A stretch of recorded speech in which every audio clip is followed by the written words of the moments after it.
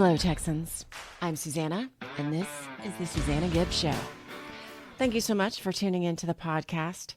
On this podcast, we focus on Texas people, the hows, the whys, idealists, entrepreneurs.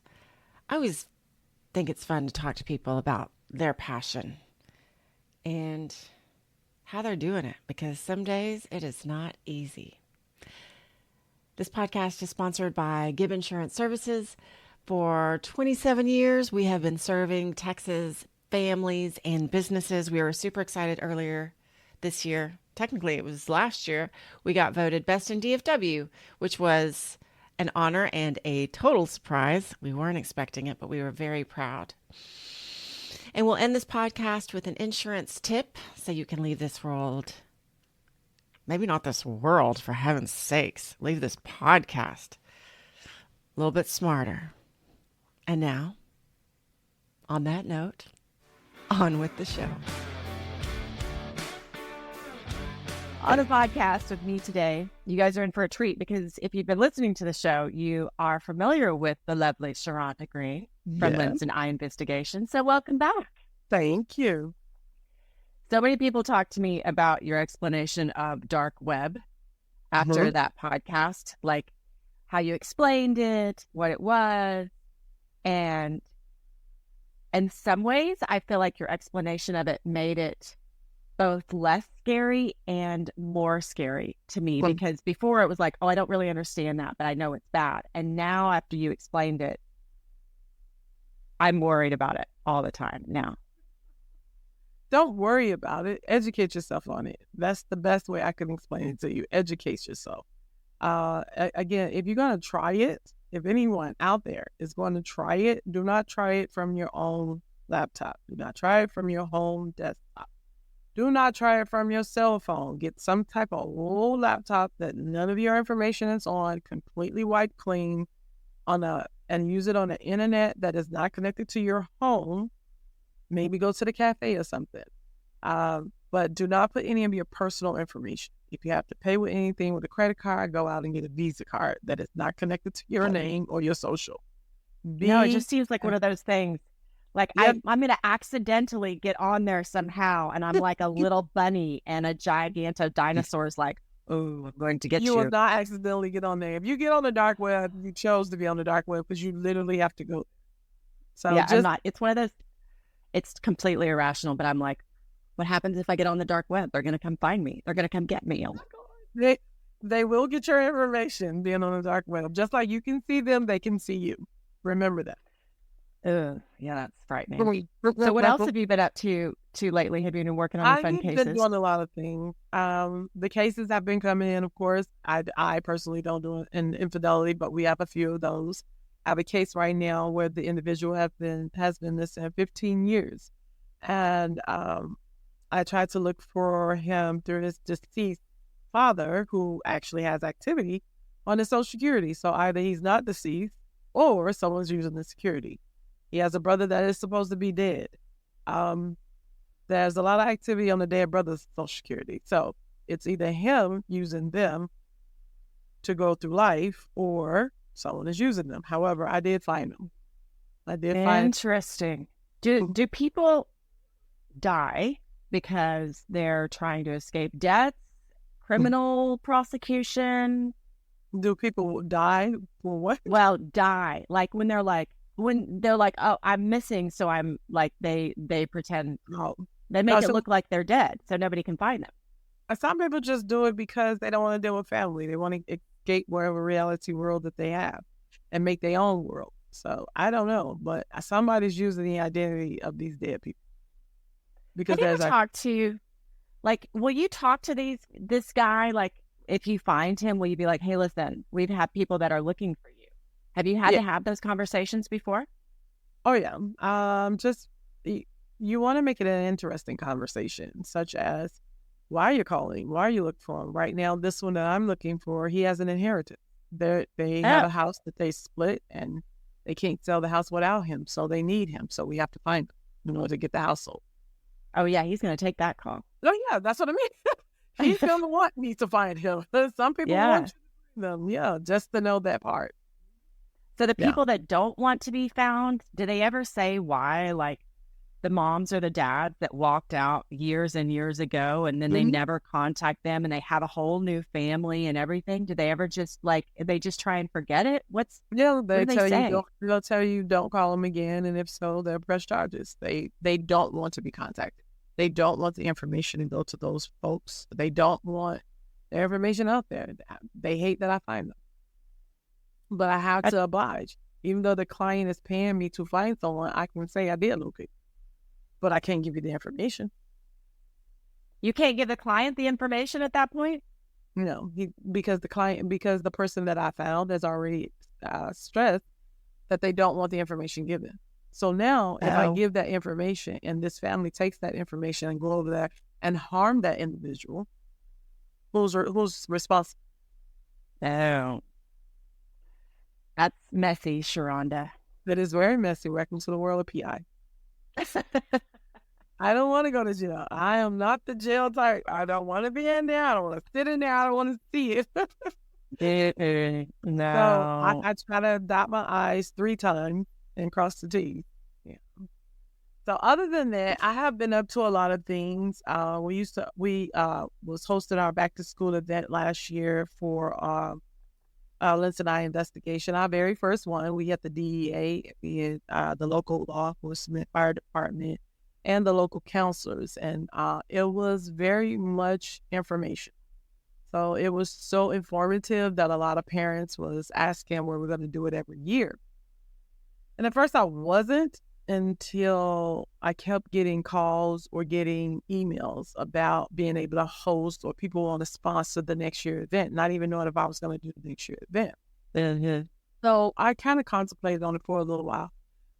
In the meantime, while I contemplated on it, I actually took the Citizen Police Academy over here and with the local law enforcement, and I graduated class 59. That's what it was in October. So I finally finished that class, but I learned a lot of things in that class.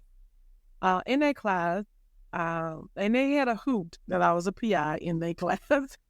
So we kind of I'm sure they were like, they wanted you to tell them stories. Everybody wants me to tell them the story. Everybody, even the police, everybody wants me to tell them the story. So, but I'm glad I took the class because I get more help now when I do process serving, because that's one of the benefits that we do here at Lindsay and I Investigation. However, during the class, I learned about a wellness program that they have with the homeless. And one of the stories that we were being told was that they had one homeless guy that went through the steps of getting clean and getting to his apartment. And they say he went to look at the apartment, got the keys to the apartment, and never came back to the apartment. And most of them do that.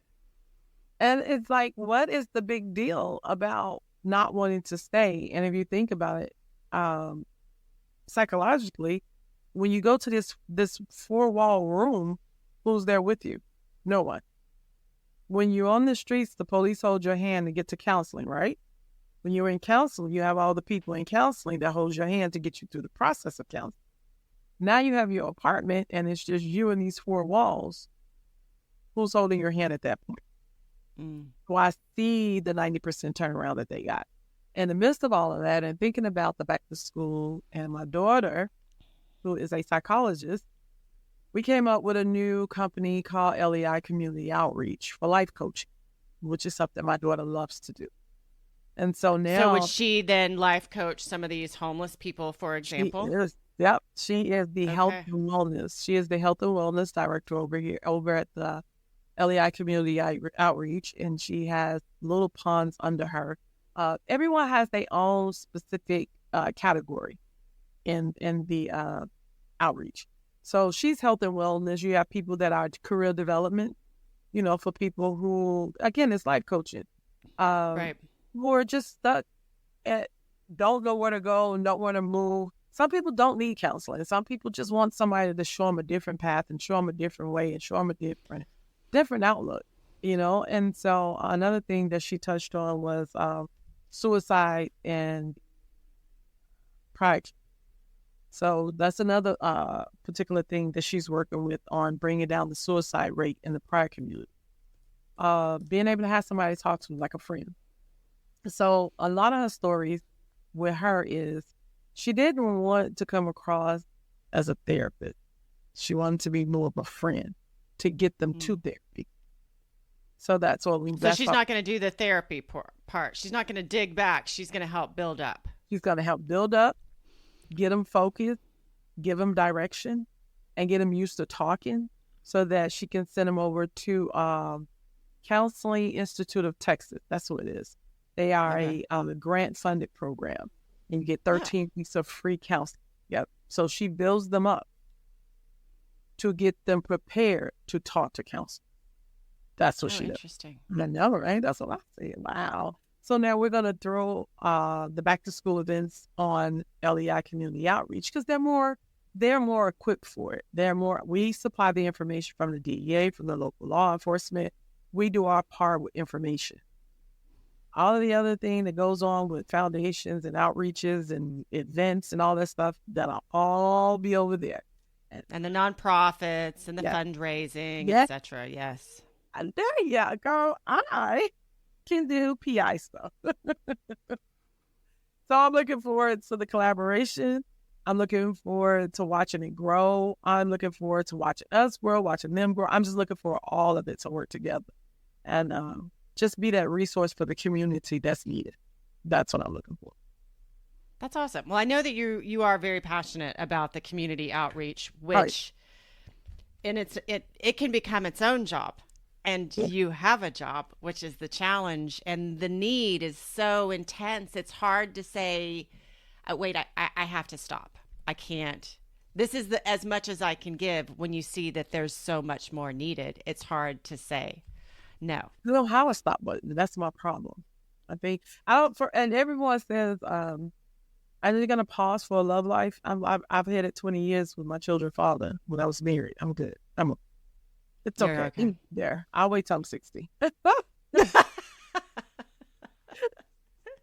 Right now, I just, like you just said, there's so much to give. And I tell people in this industry of private eye, we have a lot to give to the community. And I don't understand why most of us don't feel the way I feel. I'm driven by the fact that we have access to so many resources and so many things that the average person do not.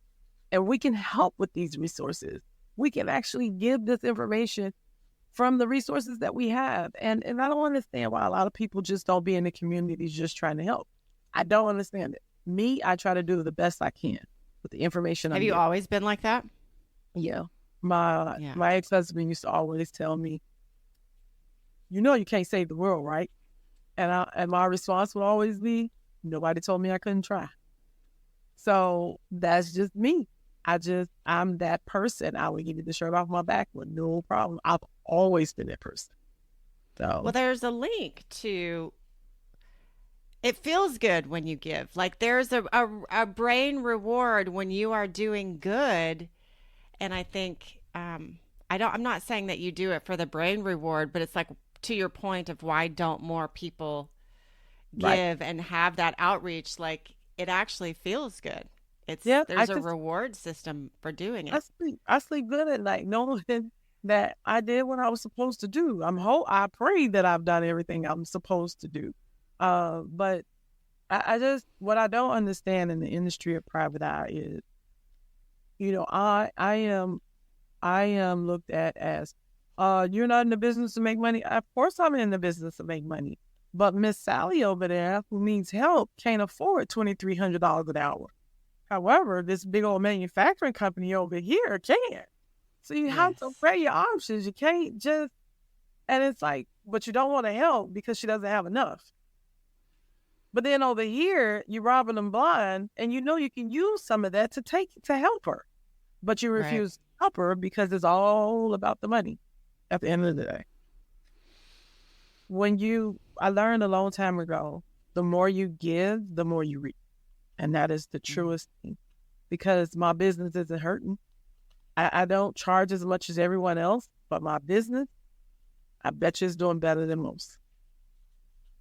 Well, you are a positive force, and I love that you're a positive force for good. So thank you for all that you're doing. If somebody wants to reach out to you, how do they find you? So they can always come. You can Google me. Let's start there. I am Googleable. So we can start there. But you can always call me on the toll-free number, 844-448-2738.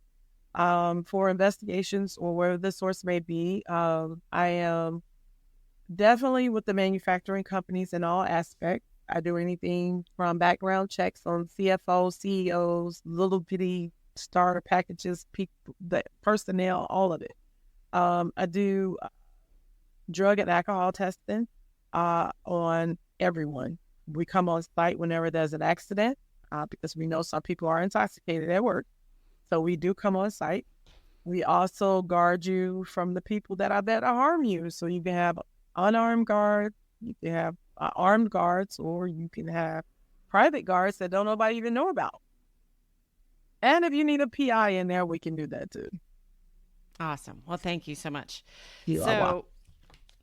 I have a question for you, and this is going to tie into our insurance tip. Okay. And we're going to come back to that in a second. I'm going to introduce our other guest, and then we'll come back to this. Okay. We're not doing anything. I'm just going to pause here because I have another guest that I'm going to sandwich in between you and this last little bit because she was a short one. And so I'm pushing you guys together into one podcast. So I didn't give you a heads up. I had this idea in the middle of it. I was like, oh, this is going to be so good. So, okay. Okay. Sharonda, we're back. So have you ever had to investigate roofers? Roofers. Oh my God. They're the most Yes. interesting one. Yes, I have a few contracts. Yes. What? So apparently they're not licensed in the state of Texas. It's not Right. required, right? Mm-hmm. Right. And that I just learned this from a roofer friend of mine because, of course, we work with roofers all day long because we're in insurance. Right. That if my client pays the roofer fixed the house, everything's great, but then months later, the supply house can put a lien on my client's house because the roofer didn't pay them. Have you heard that before? Say that. Okay, so say that again. The roofer did the house. The roofer, he fixes the house. Okay. Everything's great. The client thinks everything's great. Okay. Months later, the supply house puts a lien on my client's house because the roofer didn't pay the supply house bill. How was the supply Yes. anything to do with? So the roofer put everything on the house and not him. So the roofer Which goes is to the supply illegal. house and buys all the materials. Right, I understand. For- That's illegal though, because she didn't purchase the equipment. He did. So why Don't is know. the roofer using the house as the payee? Well, exactly. Those are the unscrupulous roofers in Texas. You got to watch Really? out for, apparently. Yes, you do. You definitely do. Wow. Yeah, got to know who your roofer is when you're going through. Got to Mhm. ask Sharonda, should I use this Yeah. roofer or no? Mm-hmm. I'll let you know how many lawsuits and liens and bankruptcies and how many all of that out there. I definitely can do that one. Yeah, I bet that one's an easy one. Yeah, I will. Well, thank you so Oh much. my God, I will be. I will I know, hate that. right? Or then you We- go to sell the house and the title company's like, Well, hey, because you wouldn't even know. no, you wouldn't even know. You like no. Sneak a deek. Yeah, they can call me. I can find out about the roofer before you hire a roofer. Call me before you There go. you on the go. street, call me. I find out. Call me. Well, thank you so much for being here. Yeah. I'm going to stop the podcast, but don't go anywhere because I want to talk to you some more. Okay. Thanks so much. You want- It's so funny because when we did this podcast, we stopped and Sharonda and I are talking and she starts telling me about tailing people. I was like, oh my God, stop. We have to I'm going to start it again so we can come back and you can finish telling me this story. And she was like, man, I don't know that I should be telling you this story, but super fun. And now our insurance tip of the week. If you tuned in last week, you know that I was in a pretty good accident on 635 where I felt very grateful to not be in a worse accident on 635, especially the part of 635 that I was on. It's so busy. And I ended up crossing from the far right lane to the far left lane, which is hard enough to do when you can see what's going on versus when you're being propelled because somebody hit you from behind.